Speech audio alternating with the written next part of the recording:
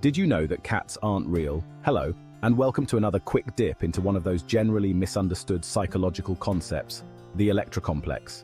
Ready? Then let's unravel.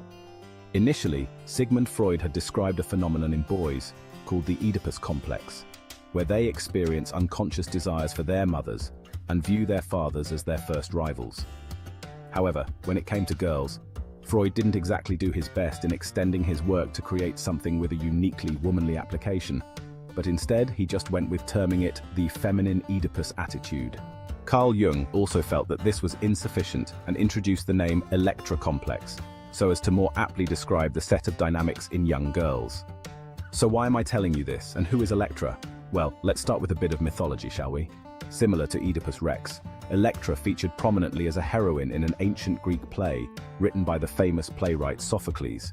Different play, different heroine. But more than that, she was also mentioned by others like Homer as being an actual princess in ancient Greece.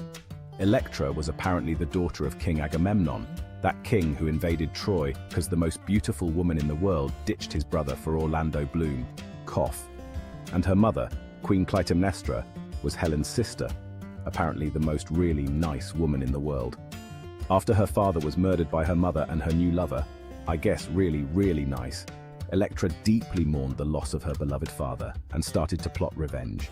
Pretty long story short, as I am out of jokes, she helps her brother, Orestes, to kill both their nice mother and her new lover. So are the days of our lives.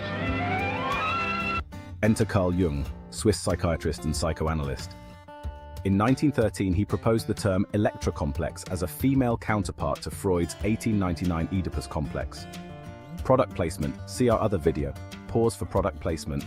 Jung, once Freud's protege and later rival, cough, damn sons, believed that kids, so also girls, go through a phase where they compete with their mothers for their father's love and attention.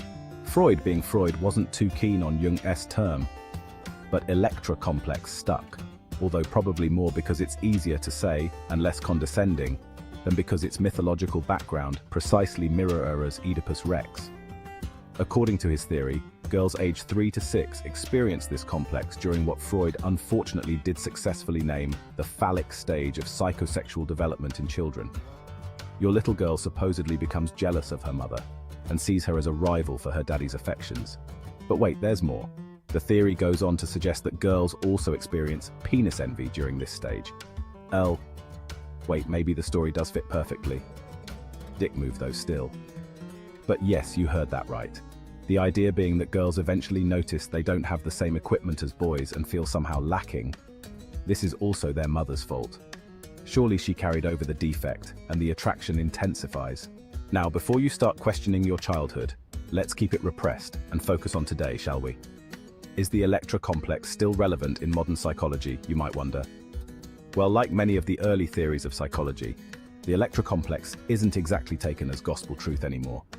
However, the core idea, that of our early relationships with our parents shaping our adult personalities, and every other relationship, remains pretty influential and significant. Modern attachment theory and learned security, for example, are excellent and much more integrated developments on his developmental theories. They look at how our bonds with caregivers affect our later romantic relationships, minus the psychosexual mythological dramas and complexities. So, what can we take away from all this? Well, it's a reminder that our childhood experiences play a significant role in who we become, so it's worth considering how your early interactions shape your perspective and behavior. How did my own childhood experiences influence my views on relationships, both with myself and with others? Reflect on this. If you enjoyed this video, please like, subscribe or whatever, and let me know in the comments what other psychological theories you'd like me to unravel into next. Until then, remember to keep it simple and stay curious.